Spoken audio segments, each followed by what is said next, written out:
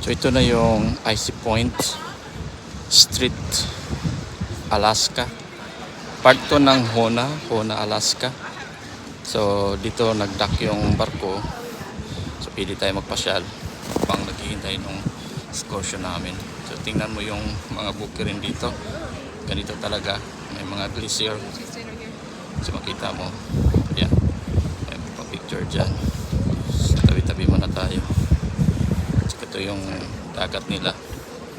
Para na ring may mga volcanic rocks. Pero wala namang vulkan yata dito. So yan. Yan dyan. Ito yung Icy Point, Alaska. Part ito ng Hona City ng Alaska. Island lang siya. Possible only by airplanes and by ship. So maliban dyan, wala na kasi island lang ito. Private owned island. Pero napakaganda na lugar. May dagat sila, may glacier. At saka ito yung pinakamagandang kuan dito. Ayan. Yung pinaka visitor center nila dito. So meron silang fireplace. Kita mo. Yan, may Duck Point Bar. Saka yung fireplace. Ayan, gusto mo pa-init dyan. Saka may restaurant, smokehouse restaurant. Saka yung welcome center nila. Ayan. Ang ganda din pagka-display. Saka dyan may rides sila. Gondola rides. Tingnan natin kung pwede tayo makasakay dyan. Ayan. Una, sign free. Free pala dito. Saka restroom. Ganda siya. Icy Point, Alaska. Hona, Alaska. Yung cable natin na sinasakyan. Ito yung pinaka-terminal nila. Ito pa rin sa Icy Point, Alaska. Hona pala ito, Hona City. Ito yung transporter. Dito nila. Napakaganda. Organized, malinis. Tsaka ito yung meron pang cable dyan pero hindi daw available kasi ang dami pang snow o ay sa taas. Ito yung center dito, tsaka mga souvenirs dyan. Okay. So meron pa ditong mga lugar na magaganda. May mga gondola rides pala dito, hindi namin nakita eh. Yan, gondola rides. Bago ito eh. Transformer Wilderness. Yan. Icy Point. Nature Trail. May nature trail para doon. Okay.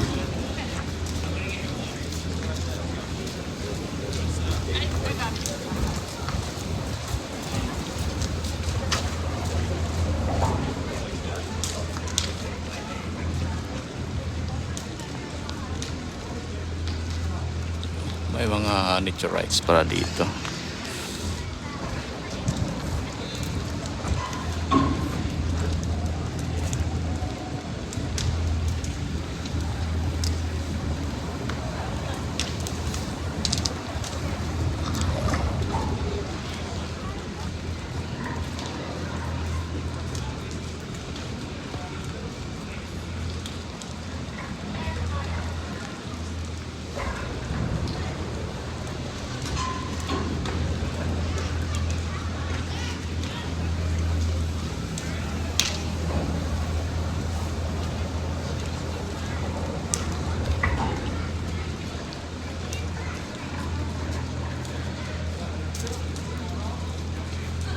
Ito yung mayroon silang gondola ride dito papuntang taas.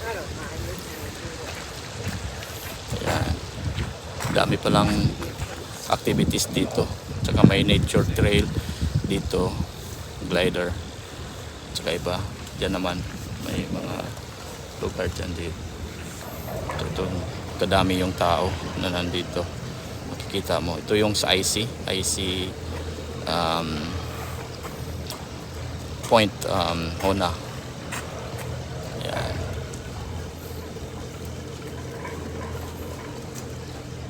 Yan, ganda naman dyan. Mamaya siguro kasakay tayo dyan. Papasyal-pasyal tayo. Ganda naman tingnan itong mga gondola ride. Ito ay papuntang bukid, sa bukirin nila. At may mga tourist spot na naman dito. Mamaya sakay tayo nito papuntang taas. At makikita natin yung view na napakaganda. Ito bago lang ito. Brand new pa. Kaya maganda siya. Punta tayo sa bukid ngayon. Nakalibre tayo ng tram. Ito yung papunta. Yan.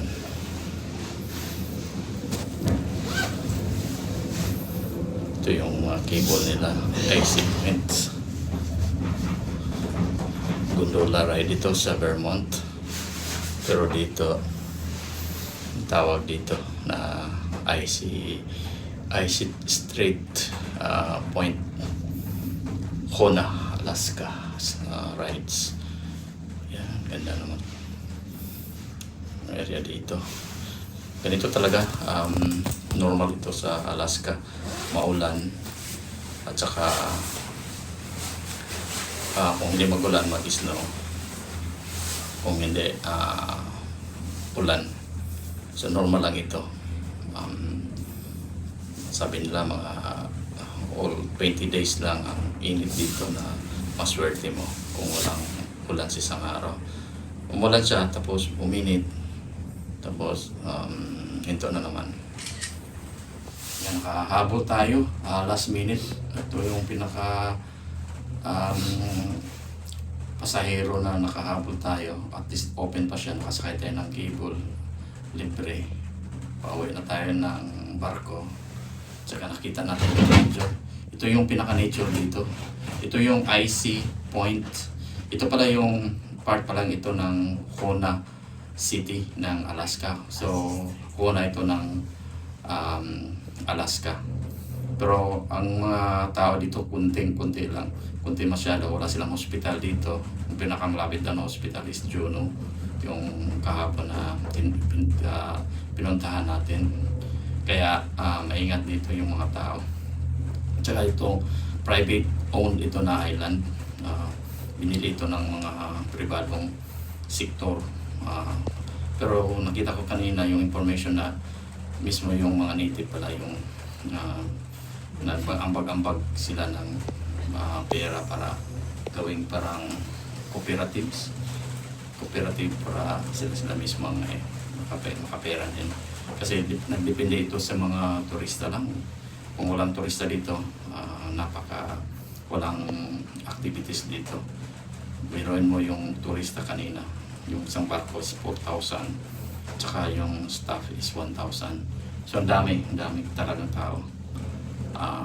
Tsaka yung mga turista dito, bili ng souvenirs, bili ng pagkain, may mga excursion, daming mga activity. Ayan, malapit na tayo sa terminal at saka baba tayo at uwi na tayo. Meron na akong gusto pa-picturean doon. May isang whale na statue doon.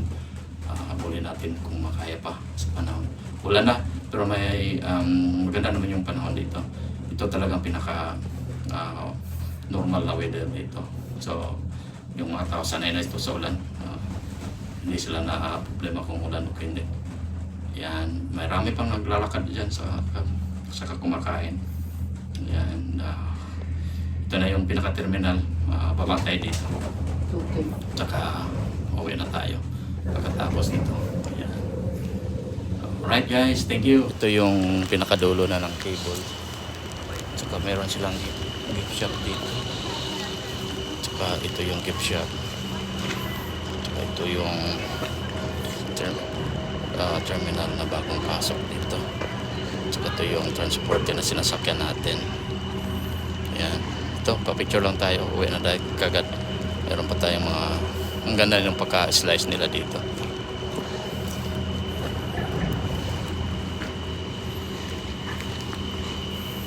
Ayan. Meron pang trail dyan.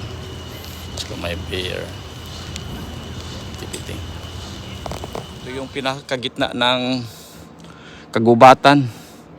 So dito yung may mga activities siguro sa summer, June or July, marami nang magagamit na nila. Ngayon wala ko nakakita ng mga nag-climbing dito.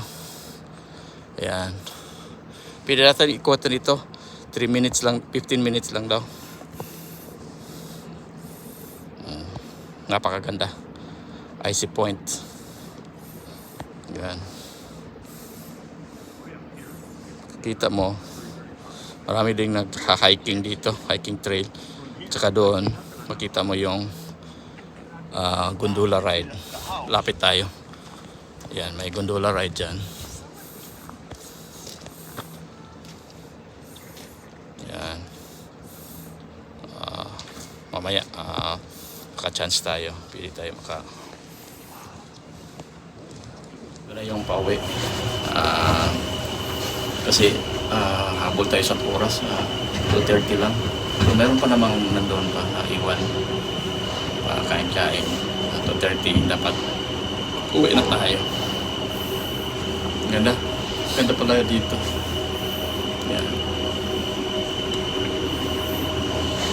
Saka may mga souvenir shop din sila dito.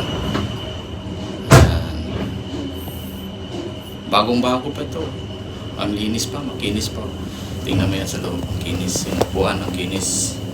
So, first time tayo na naka-tour dito in Alaska for the year 2024. So, tayo naka-breaking ito. May mga nakasunod pa sa atin. Yan. Tingnan. Yun. Kaso, ito lang yung weather dito. Palaging umuulan. Kung hindi umulan, kung winter, daming ice dito sa Alaska at saka snow. Pag hindi naman mag-snow, ulan. So, kailangan talaga mag-adjust ka. Saka malamig. Pero ang ganda ng nature dito. Maganda dito kung summer siguro. Kaso hindi natin may schedule kasi yung trabaho natin. So, depende sa anong panahon na pwede tayo makapagbakasyon. So, ngayon is April. Ito ang first time pala ito na nakapag-transport or open Alaska sa mga turista for the year, calendar year 2024. At maswerte tayo na nakasabay tayo sa first batch ng mga turista. At hindi naman ito magastos kasi libre ito. At saka maraming mga libre. Depende sa iyo kung anong mga budget mo. Kung marami kang pera, marami din kang mapasyalan. Pero kung kunti naman yung budget mo, pwede naman, hindi naman talaga magastos pag marunong ka mag-budget. So depende sa magkano ang budget mo at saka magkano yung pera mo sa bulsa. Kasi mahirap pag ubos yung pera mo. Pag uwi mo sa bahay, wala ka nang makain. Yan. So, ganun ang ganda ng pasyalan dito. Okay guys, yung hiking trail ng Hoona, Alaska, Icy Point, private owned island. Isa sa mga island dito. Dami palang activities dito. Tingnan mo. May mga trail sila, children's activity. May mga tao din na naglalakad dito. Yan, ganda. Tsaka ganda yung pagkagawa nila ng mga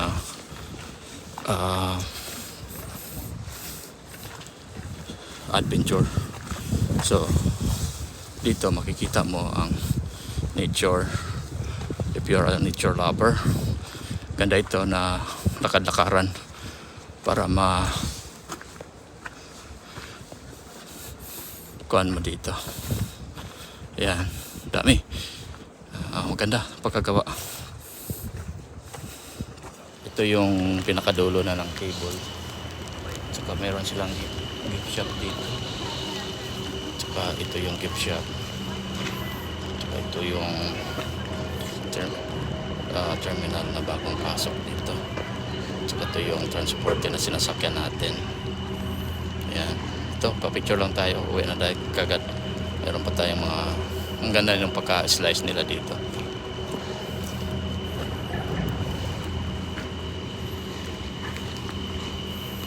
Yan. Meron pang trail dyan.